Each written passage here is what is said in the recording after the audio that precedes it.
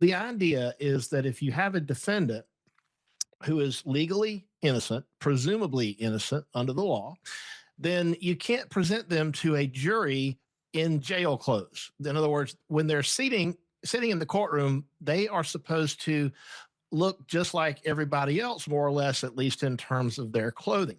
But what about pre-trial matters, right? When someone is has a court case, it's not just about the trial. There's all sorts of things that happen pre-trial. And then when you have a high-profile case, everybody and their brother is watching the pre-trial matters. It's all live streamed around the world. We'll be talking about it like we are here on MK True Crime, and we're going to be seeing the accused person.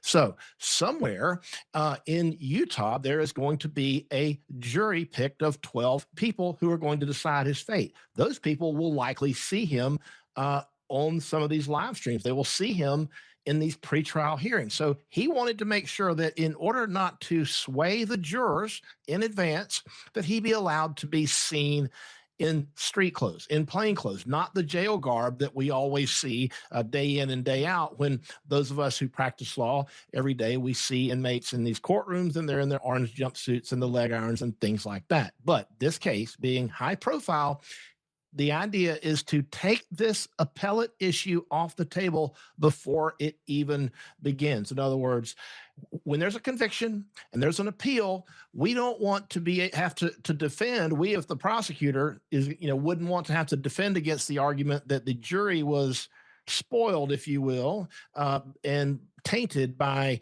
images of the defendant in his jail garb and in chains. And that is the not so short of it, but that's the long of it. And that's what the judge ruled is going to happen. He's going to be in plain clothes, civilian clothes, for purposes of all of his pretrial appearances and trial.